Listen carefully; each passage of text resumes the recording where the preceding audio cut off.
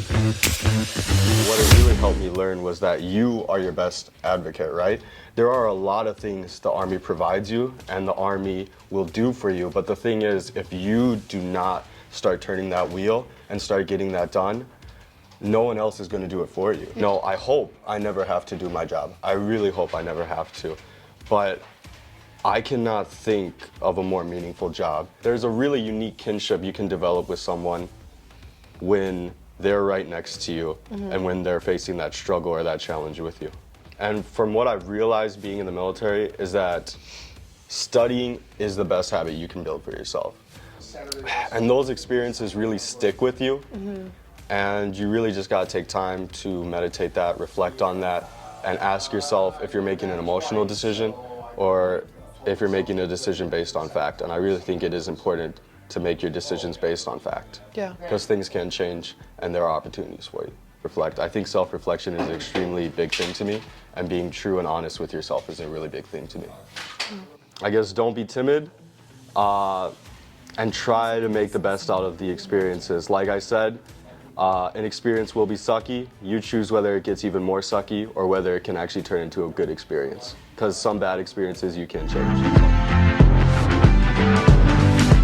Hello, I'm Daniel. Do I say full name? Sure. Hello, I'm Daniel Wardcantu. My rank is specialist and my MOS is 92 Mike. Okay. So you just re-enlisted. Okay. So tell me about kind of like how long you were out, when you got out originally, and then your process of getting back in. Sure, yeah. I got out in 2022.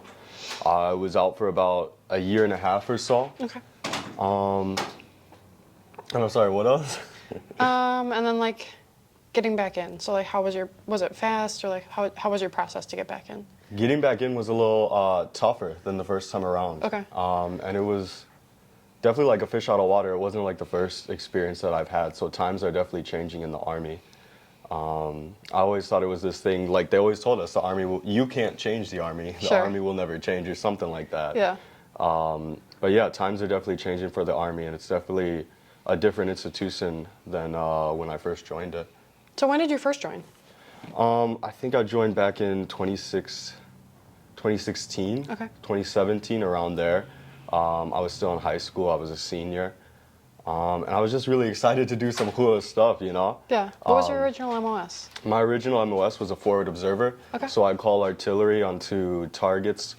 I went to JFO school, which is Joint Fires Observer, excuse me. And there you just learn about the military's naval assets, you learn about the air assets, and you learn about the artillery assets and how you can get certified to do all of those assets.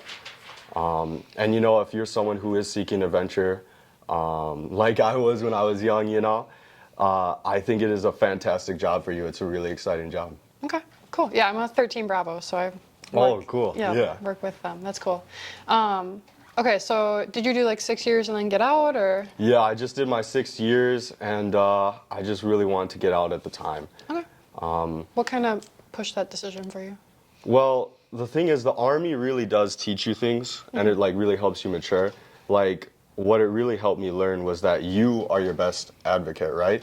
There are a lot of things the Army provides you and the Army will do for you, but the thing is, if you do not start turning that wheel and start getting that done, no one else is going to do it for you. Yeah.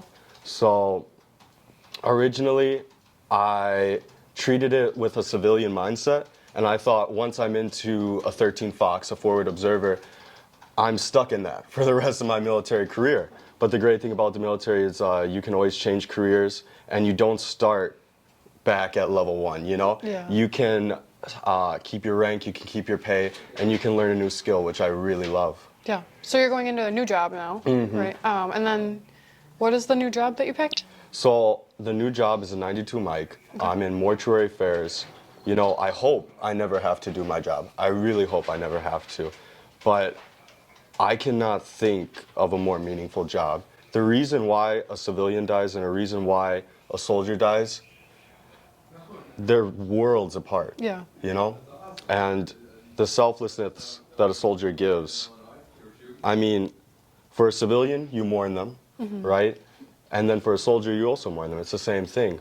But the best thing you can do for the soldier is live a good life after they've passed. And that's because regardless of why they joined, we all die for the same reason in the military, and that is for our neighbors, that's for our families, that's for our children. And I really want to serve those people who've given me everything. That's really cool. Yeah. So is that kind of like your fuel for getting back in? Yeah, it was just a really meaningful job. I was really interested in doing that task. Again, I really hope I don't have to, but I know that it is something that needs to get done, and I'd be very willing to get it done. Yeah, that's a really cool perspective. That's really cool. So what do you do? Like, what's your day-to-day 9 to 5 civilian job? Well, right now I'm an in-home caregiver. Okay.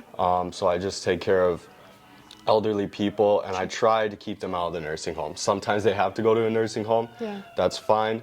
But the thing is, a lot of people do not want to leave their home. They have a lot of memories tied to that space. And I don't want them to leave their home, you know? I really want the best for these people.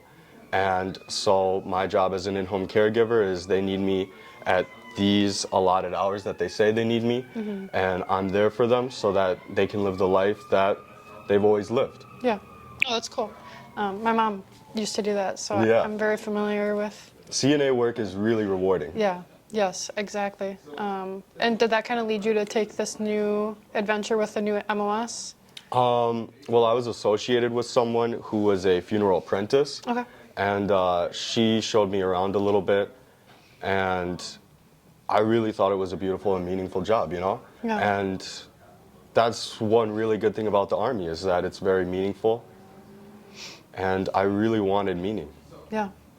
Yeah, I think that finding meaning in, like, I mean, when someone passes on, like, it can be a turning point for a lot of people, and I think that you kind of realizing the importance of that and wanting to make the most of it for that soldier and then, you know, for their family, I think it's a huge thing.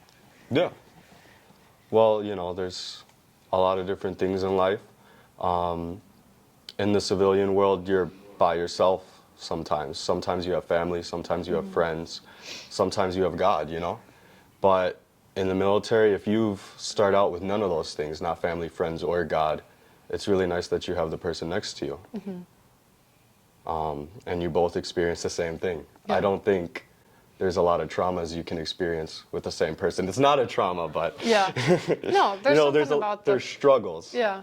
And it's really meaningful. There's a really unique kinship you can develop with someone when they're right next to you and when they're facing that struggle or that challenge with you.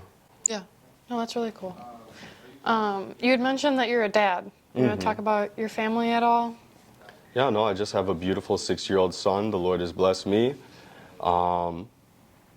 And I love him to death. And I think that's why I don't do mortuary affairs in the civilian world. You know, I'm very grateful for the military because I did want to be a part of this job.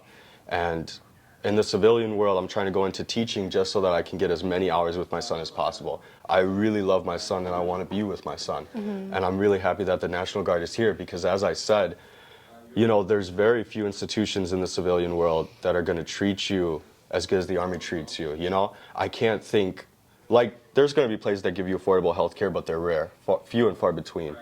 A pension. You know, I don't know where you're going to find a pension if you don't go to the military. But again, that is for advocating for yourself. Yeah. And looking out for yourself.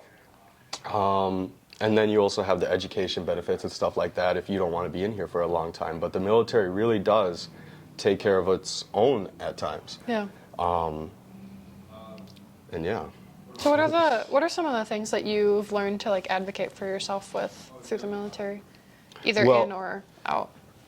I'll be honest, when I first joined, I was really lazy. I didn't want to, it would have behooved me, as so many drill sergeants say, to read my blue book, read AR-so-and-so to find out what I need to do because I'm a pretty slow individual. And from what I've realized being in the military is that studying is the best habit you can build for yourself. You know, in the civilian world, I feel like you could fly by your coattails for a pretty pretty long ride. You know, you go into a test and you're like, I'm not gonna study for this test, you know, and I'll do all right. And with the military, it's not that way, you know. So for some people, maybe it's going to be that way. For me personally, it really helped me learn about myself, and it really helped me identify what my weaknesses were, and that's really made my civilian life a lot easier. That's really cool. Yeah. Yeah. Okay. So learning to advocate for yourself. So do you have to go? You don't have to go back to basic training, do you? No, I do not. Okay. So you were out. I wonder what. Do you know what the cutoff is for that? I don't know. I was only out a year and a half. Okay. So So you can at least be out a year and a half and then have to go back to basic. Okay. But you do have to go to like a reclass school for this new job? yeah, I got to get in touch with my unit about that because maybe the unit can train me, or maybe they do send me to a school. It really, you know, that's really getting into the nitty-gritty of things. And Yeah. right now, I just don't have enough information on that. Yeah. No, that's okay. So I just know like for 13 series, like reclass schools right here in Wisconsin up at Fort McCoy. So it's pretty simple.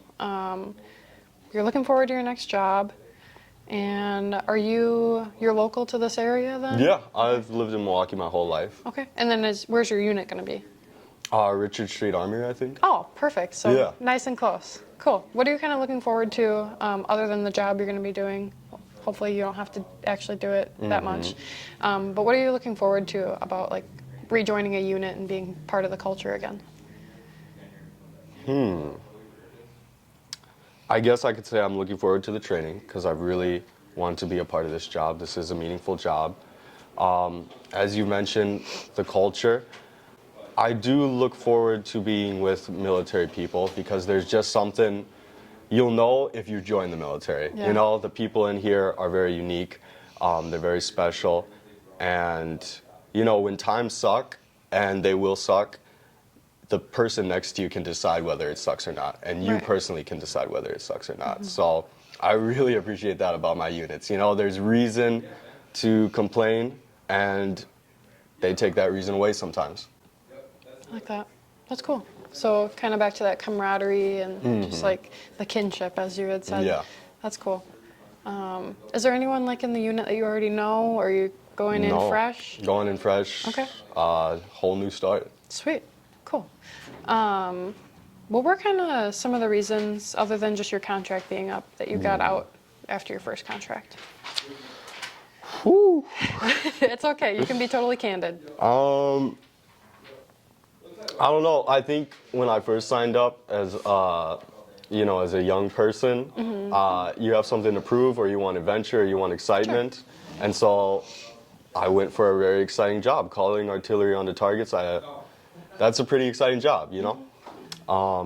You probably don't want to do that in real life. Wait, I forgot. What are we talking about?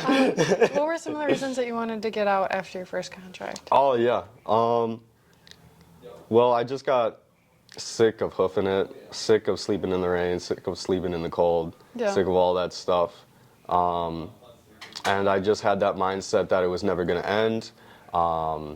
You know, that this is what the Army is, and there is no different place. Sure. But, you know, going back to the MOS thing, you can change your MOS, and you can give yourself a different lifestyle. So do you think that if you would have known that before you ended your first contract, that you may have stayed in and just... Yeah, I may have Reclass? stayed in. I may have stayed in. But after, you know, some sucky experiences, and, you know, we talked about the kinship, sometimes you won't always meet good people. Yeah. You know? And it's like that in civilian world, it's like that in the military, it's like that everywhere. It was Saturday. And those experiences really stick with you. And you really just got to take time to meditate that, reflect on that, and ask yourself if you're making an emotional decision or if you're making a decision based on fact. And I really think it is important to make your decisions based on fact. Yeah. Because things can change and there are opportunities for you. Yeah, no, I think that's huge, and I think a lot of times, you know, if we're emotionally charged, we can make it a reactionary decision. Yes, reactionary. Yeah, so it sounds like you've taken some time to learn that about yourself and Yeah. how to detach from things, kind of, to make that decision. Yeah, truth is the most important thing. Yeah, oh, that's really cool. Okay, so you're excited to get back in, excited to get that camaraderie again. let's talk about like that senior and high school version of you. If you were back to being 17, 18 years old, you know, and you're talking to that version of you right now, Yeah. what would you tell them as like advice about where you're going to be now, or if you're talking to another 17, 18-year-old kid that's looking for some sort of direction or adventure in life, what advice would you give them? Honestly, the best thing you can do for yourself is to self-reflect on yourself, to identify what your strengths are, what your weaknesses are. I think a lot of us go through life and we're self-conscious about a lot of things, you know? Sometimes we have a little bit too much confidence. Sometimes we don't have enough confidence. So it is really important to just take an honest look at yourself and to identify what you need to do, what you're weak at, and just remove that negativity and just sit down and be honest with yourself. And I think the Army will identify that, because you'll start realizing, why am I sucking at this thing? Why am I not doing good at this thing? And that's when you really need to self-reflect. I think self-reflection is an extremely big thing to me, and being true and honest with yourself is a really big thing to me. I really like that. Yeah. I appreciate you coming in and talking. Is there anything else that you wanted to maybe share with a 17, 18-year-old or anyone that might watch this? I guess don't be timid, and try to make the best out of the experiences. Like I said, an experience will be sucky. You choose whether it gets even more sucky or whether it can actually turn into a good experience. Because some bad experiences you can change. So, I like that. yeah. Thank you for coming in. I appreciate it. Yeah, It was a good thanks for having me. conversation. Thank you.